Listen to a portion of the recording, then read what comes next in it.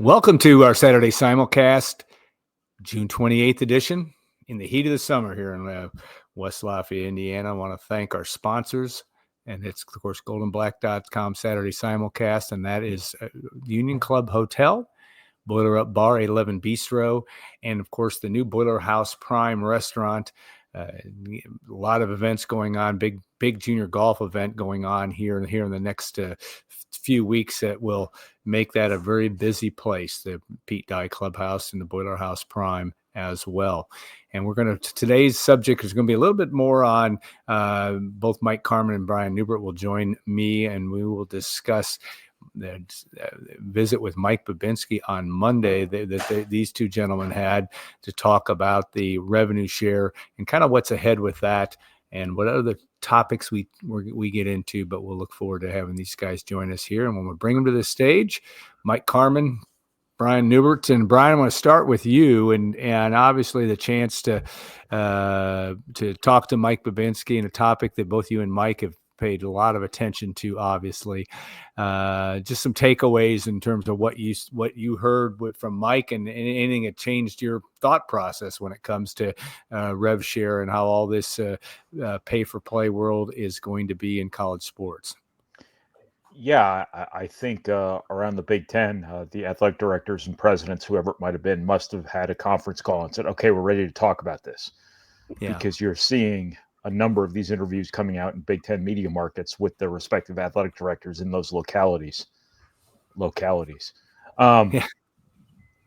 No, I don't really know if anything was said that I didn't anticipate being said. I think we all kind of assumed that, Purdue would go, roughly 3/4 of the $20.5 million to football, a significant chunk to men's basketball, and then women's basketball and volleyball would be the other two.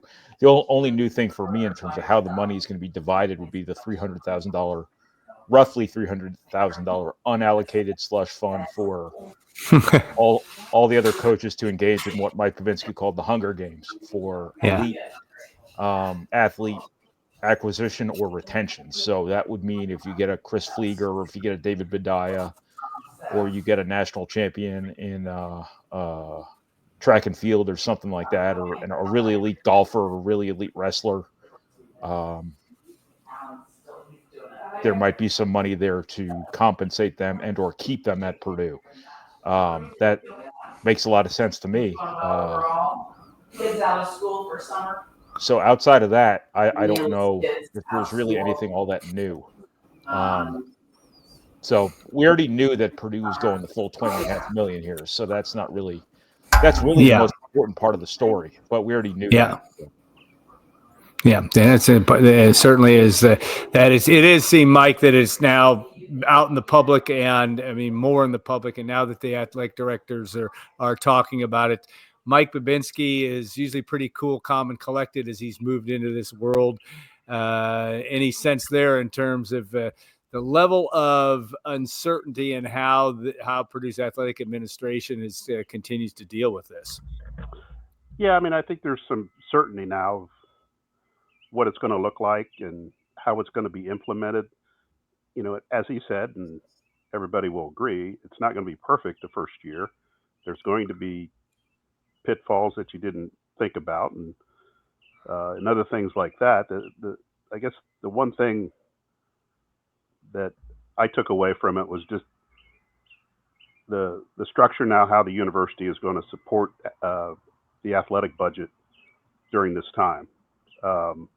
We've seen, or I've seen, down in the state of Florida where their General Assembly is using auxiliary funds to help their state schools to support them in the $20.5 million.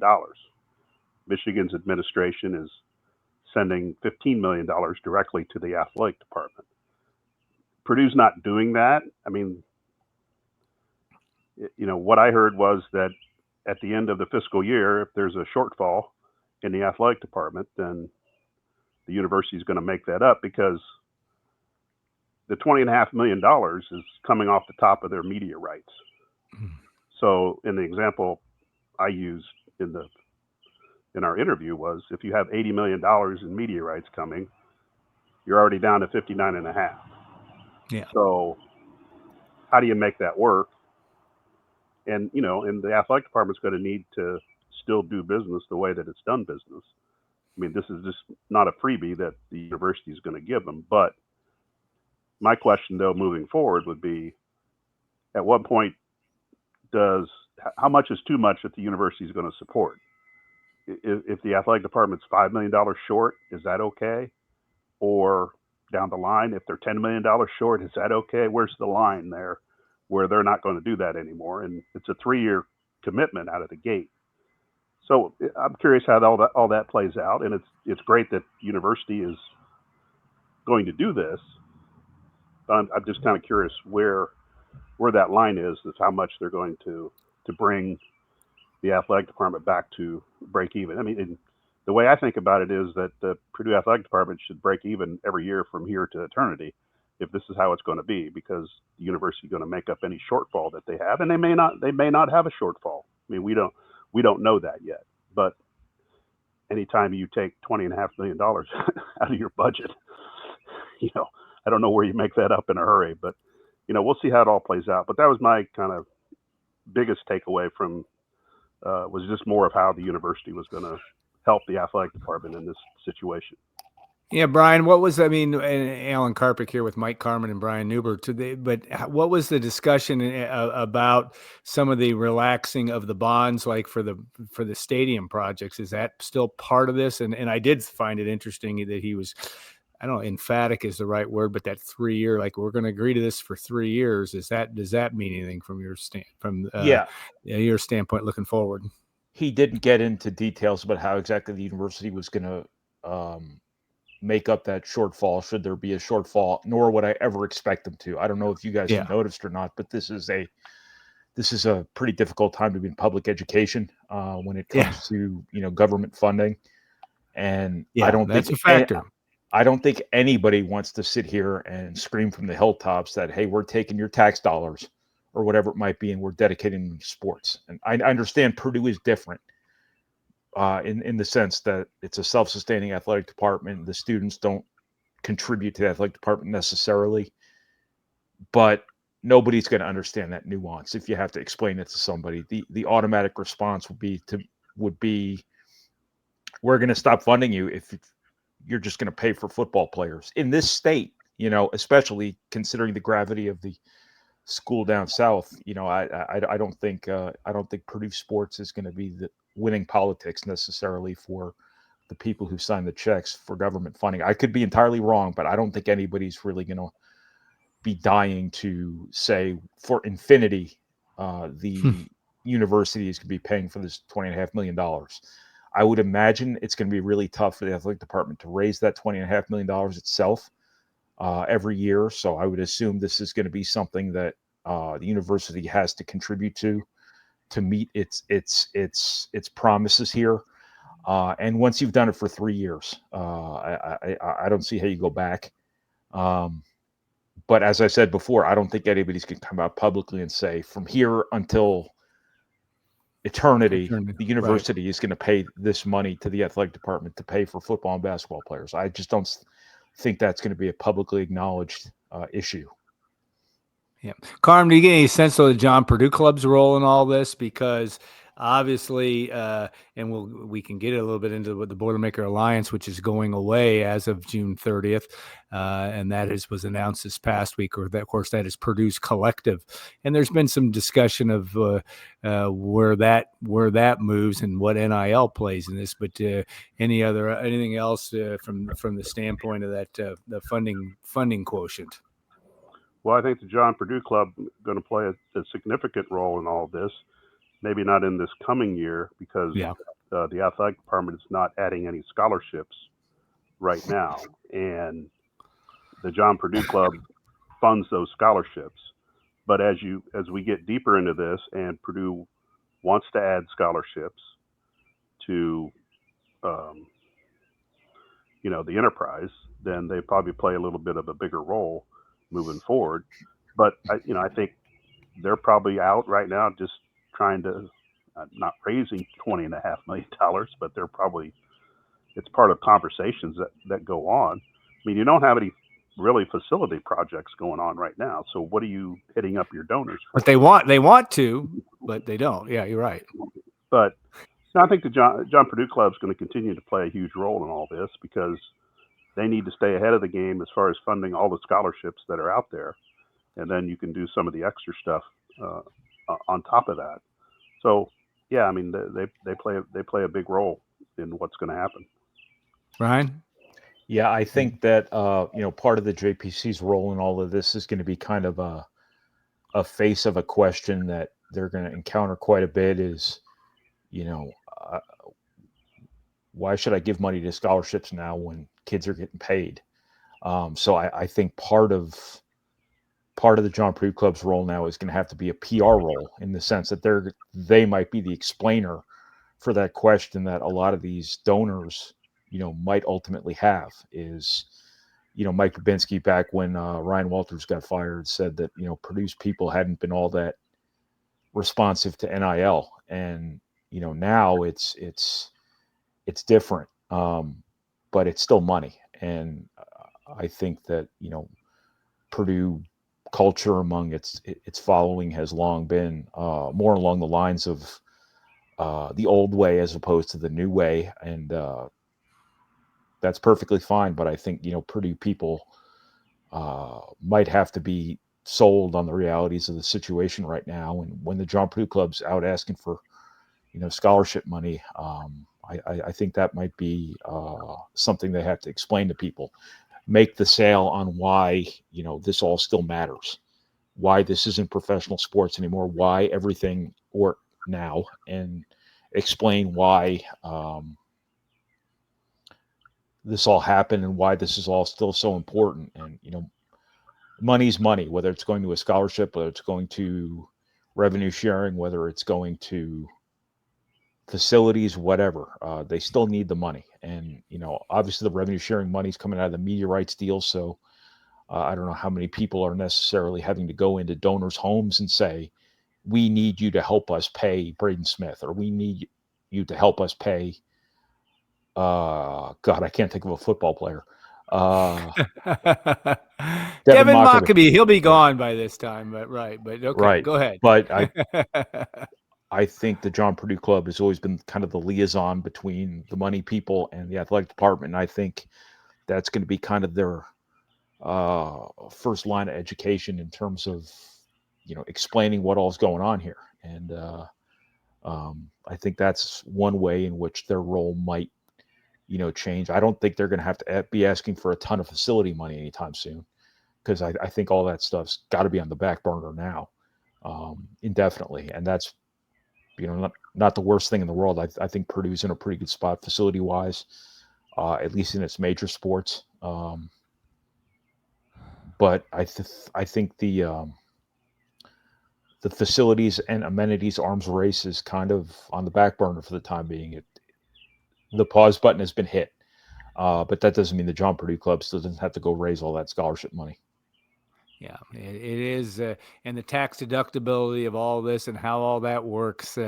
I assume that it's all in the same pot and it will all be part of it. Again, I think the key thing there is, this is a 1 year. Yes, they're staring down the barrel of having to do this from now till the end of time in terms of college athletics, but figuring it out how it all plays out and what makes what works, what doesn't, how it works. There was a lot of talk prior to all this about more work on Ross-Ade Stadium, another project when it comes to that. I agree that it doesn't seem like that's in the near term. Obviously the Pete Dye Clubhouse was funded and paid for, and that's one thing. But in terms of facilities, that is the newest thing. But you would have to think that that's going to be less moving forward. What they say? Money doesn't grow on trees, right? So that may be it. Brian, what else? Follow up. Whoop, I think you're on mute, man. Go ahead. So God, I'm an idiot. So the reason a lot of that facility stuff happened was because all this money was coming in, all this revenue was coming in. Right. If it didn't get spent, then somebody was going to say, hey, there's money sitting there that you should be giving to the athletes. So the urgency to do that stuff was to spend the money. That's why coaches' salaries are what they are. That's why the amenities are what they are. That's why the facilities are what they are. If you look at the professional sports, the facilities aren't on the same level as a lot of college programs, and that's simply because for years now, athletic departments have just been burning money so that it's not sitting there collecting dust. Now that the money is going to the athletes, there's not that impulse to spend on things that aren't the athletes. So I think that the facilities arms race and the amenities arms race, I think, wouldn't be as acute now anyway as they were before, because that money is going to the athletes, and there's nothing to hide anymore. There's nothing to freeze anymore. Yeah, when you look at that makes sense. Mike, what we talked offline about the whole how this will break down, and you guys both wrote about it in terms of, 70. The general rule was 75% to football, but give us a little math lesson, because there's another factor in there in terms of where that 20.6 million isn't really 20.6 million in terms of how that goes. But you've got 30 seconds to explain all this. No, go fire away. Well, I mean, at least in this first year, they're going to keep paying Austin awards, which are education-based, programs and academic related to the non-revenue share sports. Mike Bobinski said he just didn't want to leave them with nothing in this first year. So that's going to come out of the $20.5 million, and you've got $300,000, as was mentioned before, that is earmarked for that elite athlete in the non-revenue sports. But I think Purdue's kind of gone with the industry standard here. And they have 4 sports that they've identified that will get a bulk of the revenue share. Now, when you go to other schools, Penn State's got wrestling, Iowa's got wrestling. Other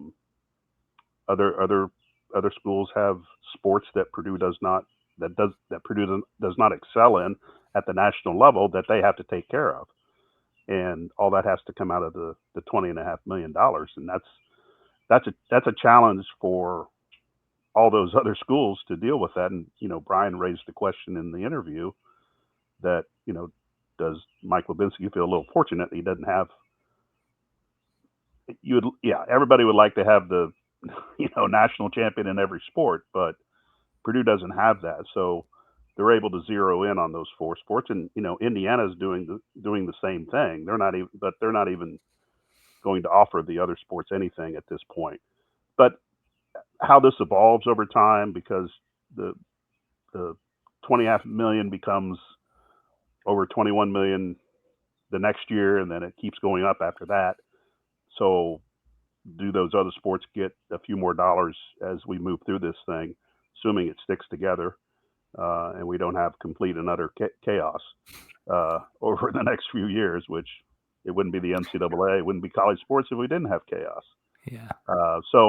I mean, it'll get divided up, it'll get paid. And, one thing about, you talked about facilities, ask an athlete what he wants now, or he or she wants now. You want a really Taj Mahal locker room, or do you want to get paid? Yeah. Their answer, I would guess 100% of the time, is like, we'd prefer to get paid. So I think that's going to be another reason why facilities, not that they drop off, but don't become an urgent need, at least here in the short term. Yeah.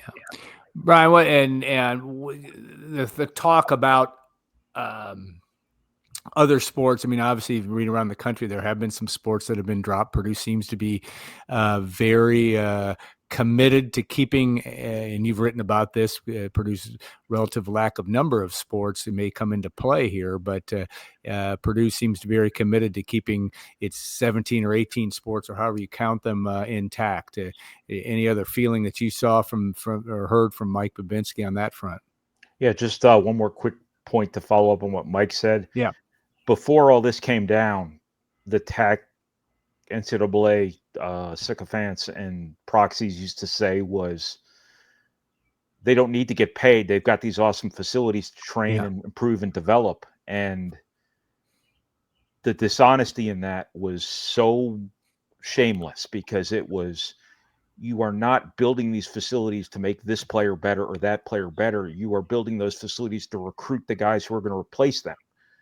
Yet that they framed all of that as being equal to actually paying those athletes a share of the money they were bringing in. So that's just something I wanted to put out there too, that, you know, the facilities are nice for the athletes, but for 50 years now, if you'd asked any athlete, would you rather have gold-plated toilets in your locker room, or would you rather get $2,000 a month for your time and effort?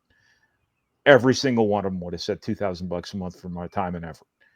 Anyway, so Purdue doesn't have very many sports.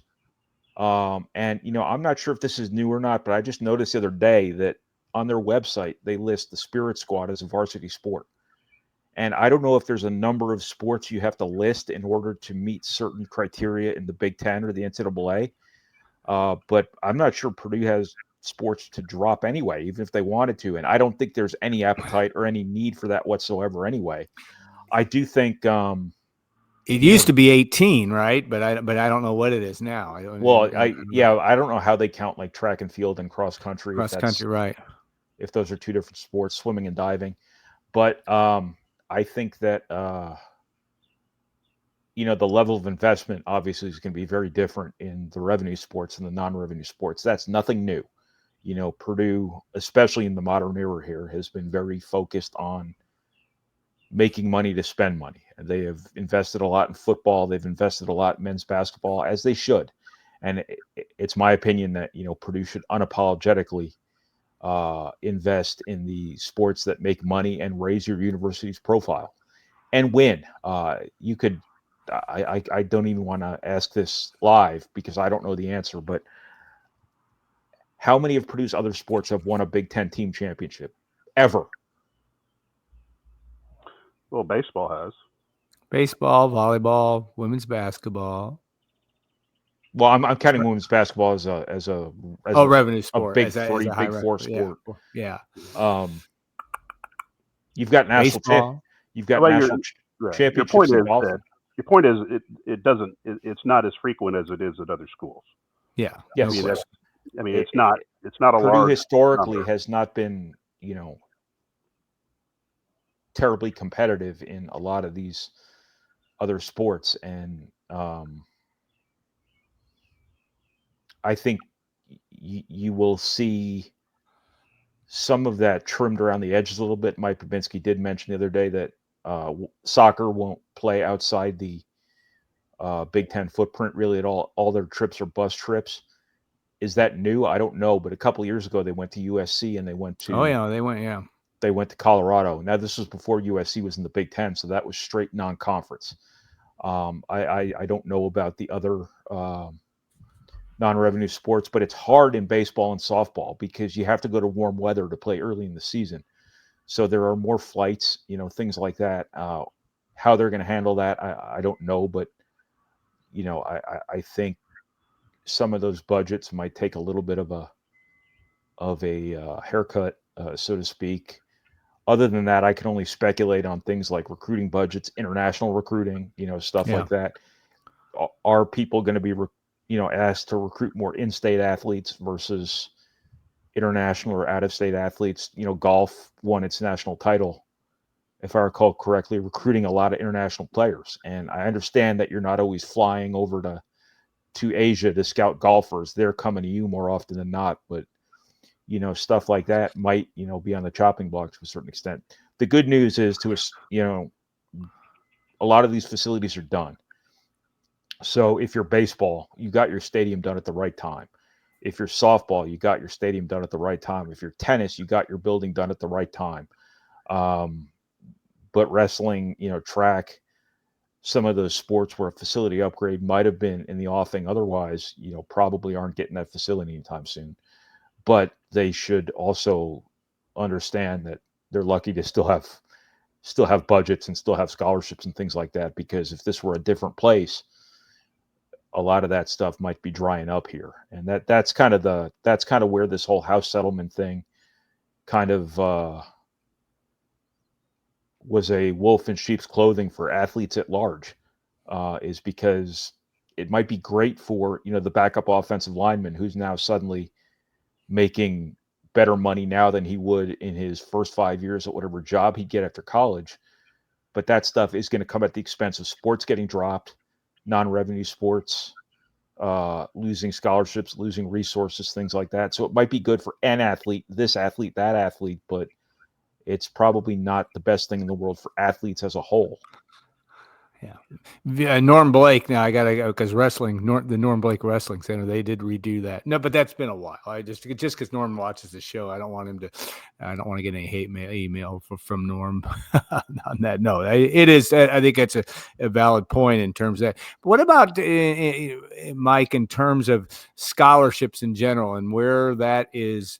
Did Mike Bobinski have any other indications in terms of, will you have more scholarships for volleyball? If I suppose you will, if you have it funded, but or is this going to not cut it, but they were at, and I know women's basketball was at 15 scholarships, which is where it's been, but the 11.5 scholarships for baseball. Is there any movement in this environment? It doesn't seem to me to move that scholarship number up for those in lieu of maybe revenue share money. I'll answer that in a minute, but I want to follow up what Brian said. I mean, it's whether schools end up cutting sports, and I think the situation at Purdue will come down to this: how do they manage their current budget? And back to what I said at the very beginning, I mean, how much will the university continue to have an appetite to fill the shortfall if they have them? I mean, if that becomes too great over years, and it's going to take a while to get to that point, then, excuse me, I think you could start seeing sports getting trimmed. We're already seeing it across the country, not in a big wave, but it is happening at places. Regarding scholarships, I don't believe that they're going to be adding any new scholarships this first year, because that money does come out of your pool of money, your revenue share. Sure. And I think they're trying to maybe massage that a little bit in the future, where those scholarships don't, if you add scholarships, they don't come out of that, whatever the revenue sharing figure is going to be in one, 2, 3 years.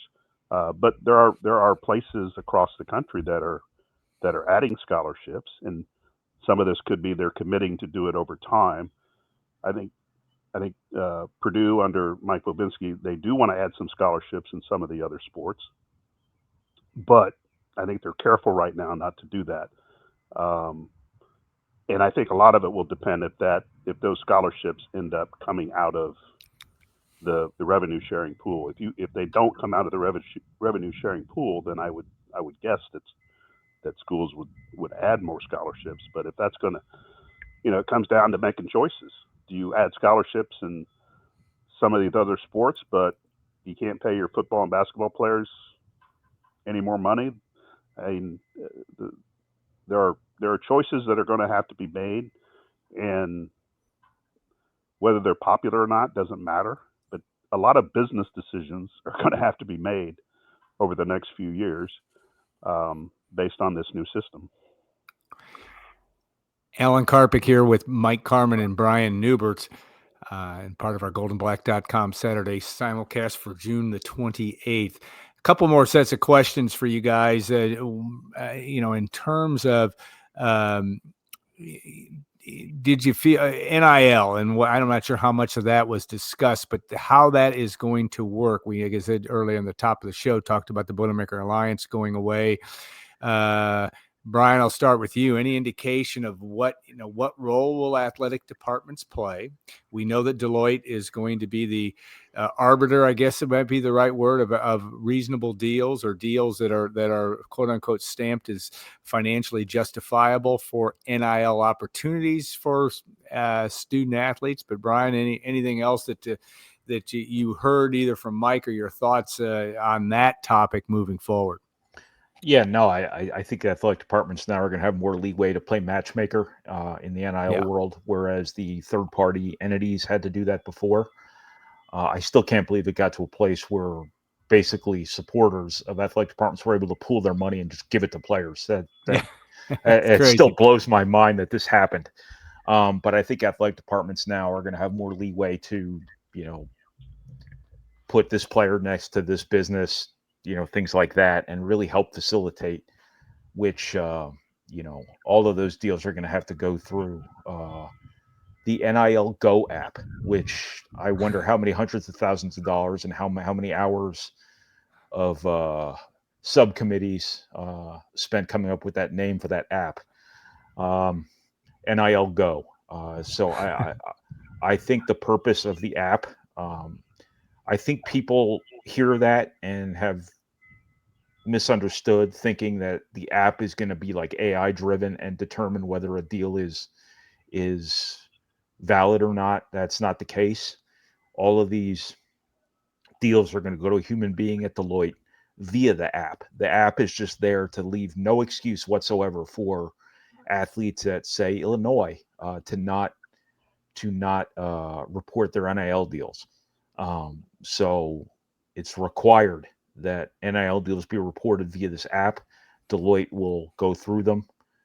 Anything over $600 will get looked at with a critical eye, theoretically. And if there's anything that smells like rotten eggs, Deloitte will then hand that, or whatever objectionable odor you prefer to use as the anomaly. Team spirit.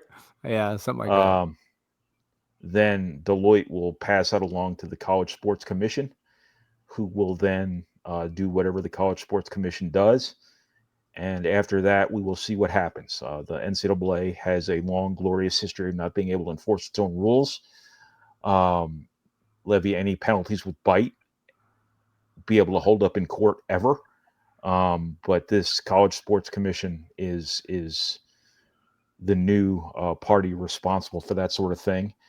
And at least to hear Mike Bobinski tell it, the membership of the NCAA wants to be governed.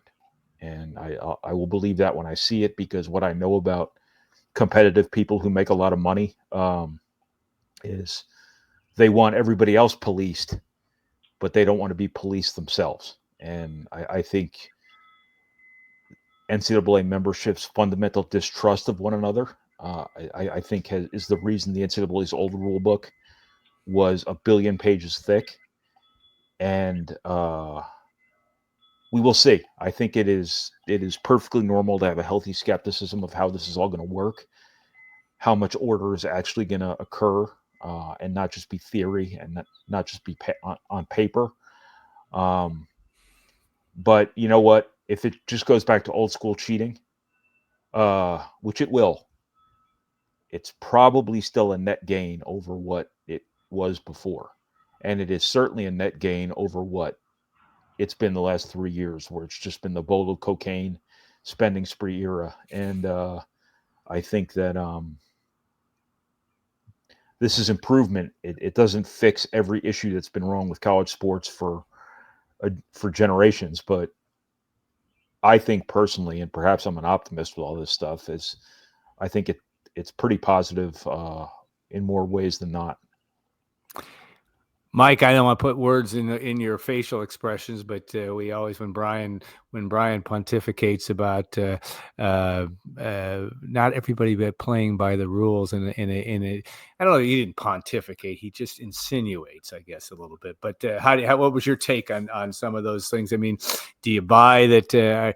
You buy what they're selling here, which it is going to be the way it's going to be, but the NIL world and folks out there that don't necessarily want to play by the rules. I sense Purdue will want to play by the rules. It typically has, for the most part, over its athletic history. But how do you view that? Well, the real answer is, well, I'll believe it when I see it. Yeah, type of thing. But I do think you have to give this process a chance to succeed. But there are there are important things that have to happen if you're going to investigate somebody for breaking the rules. The punishments have to be swift. They have to be severe. Right. And they've got to have the power to suspend and all that. And the universities also have to play a role in this as well, where if their coach or whoever was caught breaking the rules in this new system, then I believe the universities need to have a heavy hand as well. I mean, that's the only way this thing works. If it's policed from the get-go, and we're not waiting 2 years for the enforcement staff to gather information. I mean, it's got to happen quickly once somebody does break the rule, and they will, because somebody and a group of people, a group of schools or whoever, are going to go out and try to test this and see how far they can go with it. They're going to go up to the line or try to cross the line. But yeah, I mean, it's got to happen fast when it does happen, to kind of keep everybody in line. So, and the NIL component of it all, your superstars players, once they get into college and showcase what they are worth, their NIL deals kind of take care of themselves, in my opinion. I mean, Braden Smith, whatever NIL deals he has, have taken care of themselves during his career because of who he is, how he plays, Purdue's success, his success. Those things take care of themselves. It's when you get into, you're trying to get this 5-star high school recruit to come to your program, and how willing are you to circumvent whatever rules are out there, or it's the transfer portal trying to bring a guy in.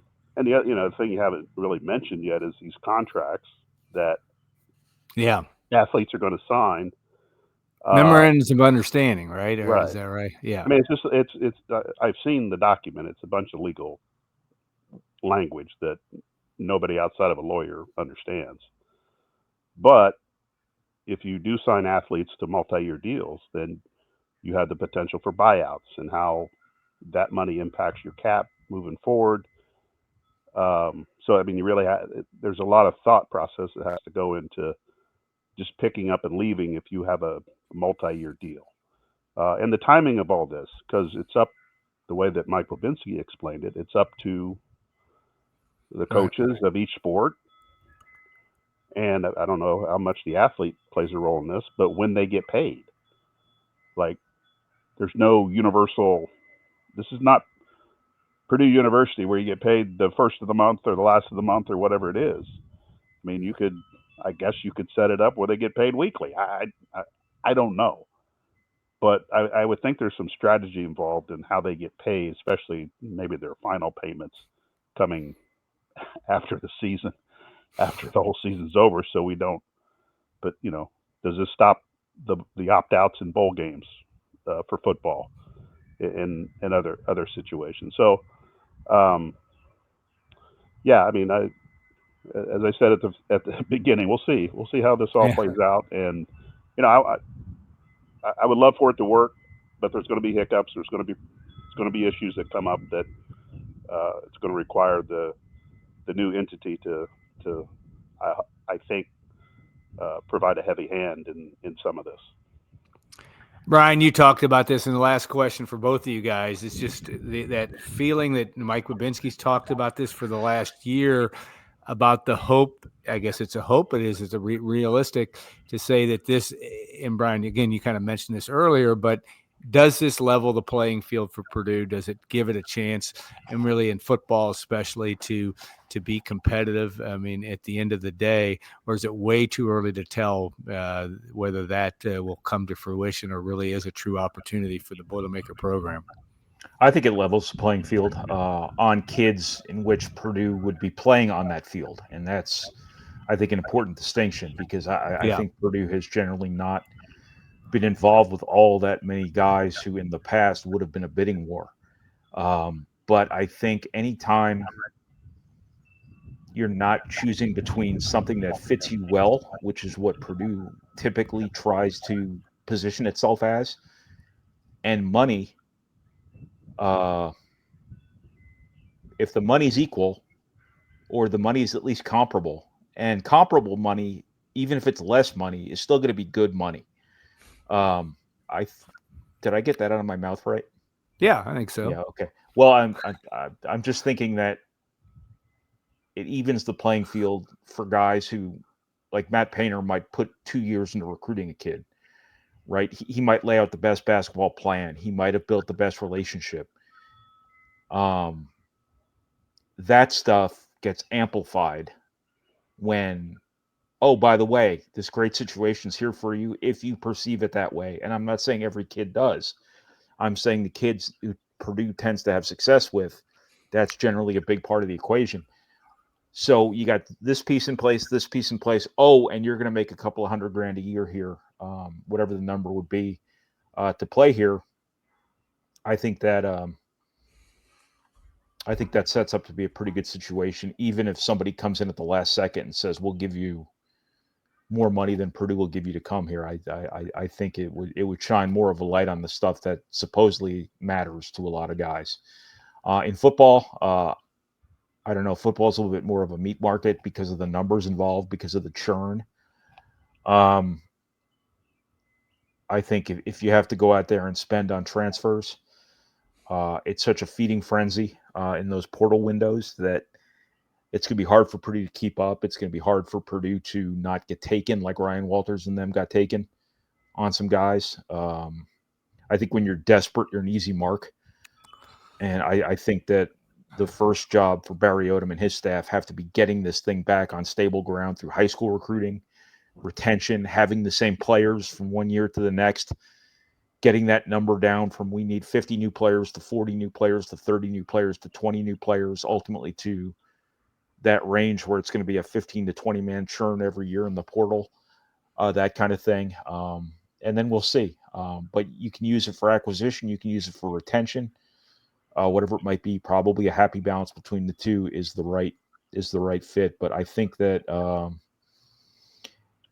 anything that's not no money is something that evens the playing field for Purdue quite a bit. And I'm not looking at it like all of a sudden Purdue, because of this, can go out and get any player in the country it wants. But I think this really helps basketball. I think it can really help football. But they got to be smart about it. They've got to invest in the right people. They have to develop players still. They have to have a strategy, a coherent plan. They have to have great communication within their leadership teams, things like that. And there's not a manual for this. And at the end of the day, you are still dealing with the most volatile, unpredictable commodity on earth, the teenage male. And I think that it's really hard to predict how this is going to go. You cannot look at this like an NFL team, because when you analyze your cap and how you want to invest your money, you're looking at known commodities. You're looking at fully formed adults who are professionals with bodies of work. Here you are looking at coin flips. So saying we're going to invest all our money in this position, that position, is a starting point, but you cannot look at the commodities you're trading as solid, stable commodities at this stage of the game. So it's going to be really fascinating to see how this plays out. Yeah, Mike, and I'll in terms of that, yes, does it level the playing field? And yet, in one sport that you cover in your Greater Lafayette Sports Report and have for years, women's basketball, there was talk, $30,000 to $60,000 in NIL money last year. Whether what was reality, I'm not sure. Now they'll be maybe closer to $1 million. It's one would think that's going to help Katie Gerald's, for example, in that program to be competitive.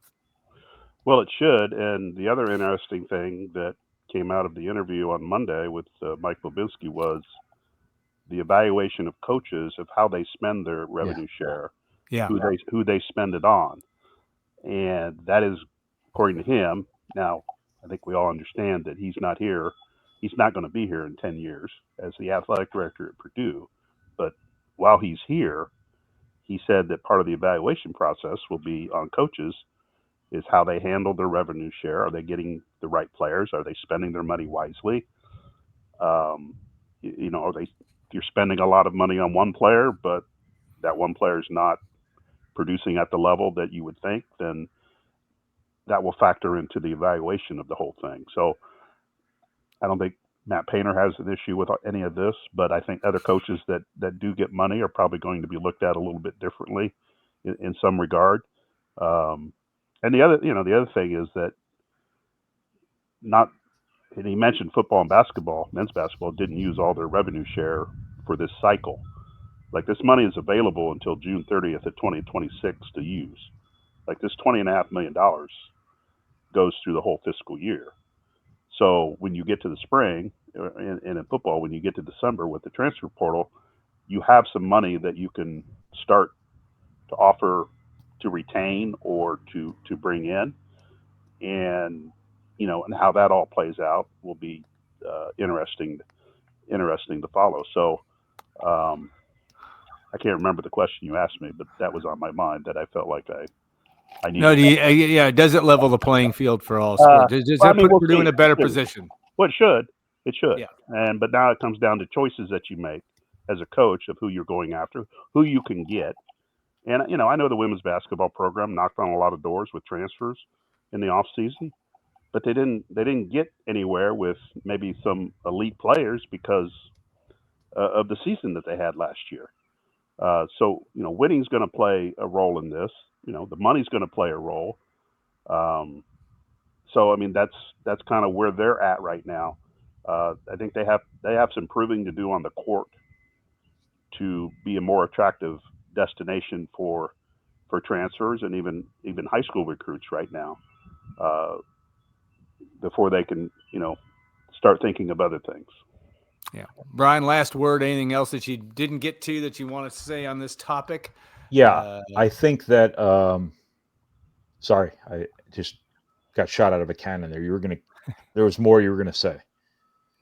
No, I think he was done. I think he put a period on the end of that sentence, but go ahead. No, I was talking about you. No. I have nothing more to say. I'm irrelevant.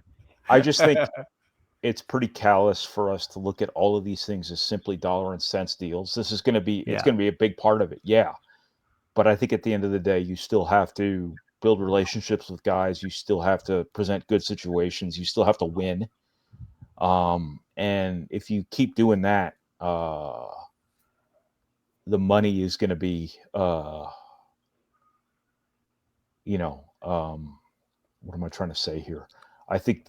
I don't want to say the money becomes less important, but I think the money is worth more in a good situation than the same amount of money would be in a not so good situation. And I think us glancing over the substantive stuff that for many, many years has drawn athletes to places like Purdue and any number of other institutions around the country, I think is kind of the wrong way to look at it. This is a big piece of the calculus from here on out. It's a huge part of the competitive job these coaches have to take on, but I don't think it's 100% of the job. I think you still got to coach. You still got to have a good system. You still have to develop players. You still have to be able to recruit players. You have to treat them well beyond the money. They have to trust you. Things like that. I think coaching changes from an administrative perspective, but I think coaching per se, stays mostly the same. And I think it's something where we have to avoid getting too wrapped up in money, from us covering this stuff, from coaches recruiting these players to players being recruited. I think the important stuff is still the important stuff. And it just so happens there's a lot of money involved in this now too, which isn't to say money's not important, but it's one of the many important things that are part of these dynamics. All right, guys. Well said. Good conversation. Much appreciated, because it is a topic that we've been spending a lot of time on. And yeah, I think we all would look forward to the start of the playing seasons, whether it be football on August 30th, just get back to playing games. It seems to be it would also be a big part of this as well. Gentlemen, have a great rest of your weekend. And we appreciate your expertise, and have a good rest of your weekend, guys. Thank you. All right, we want to say thank you to the Union Club Hotel and for sponsoring this, of course, Boiler House Prime Restaurant too. We appreciate them, and 811 Bistro, Leaps Coffee. They did a great job last weekend of hosting the National Football Foundation banquet, of which Mike Carmin was honored. and that was a good thing as well. In terms of the way that facility puts that all together. Now, we are going to take a week off. I know you guys are all going to be depressed, but it is July 4th next weekend. We will not have a Saturday simulcast. We'll be back in a couple of weeks. I think we will keep with our Gold and Black Radio. Of course, Derek Schultz hosts that on Tuesdays. We'll keep that going, but we'll take a week off, and our next show will be for the July 12th show. It'll be more brilliant expertise analysis of some topic, probably some football with Tom Dienhart, I'm going to guess, as well as we get closer and closer to Media Day in Las Vegas for Purdue football as the Boilermakers start to march their way towards the 2025 season. Have a great rest of your weekend. Stay cool. I think it's going to cool off eventually in West Lafayette. Boy, what a heat wave we've been going through, but have a great rest of your weekend. Have a great July 4th and a safe one if you're traveling, and we'll see you next time on Saturday Simulcast.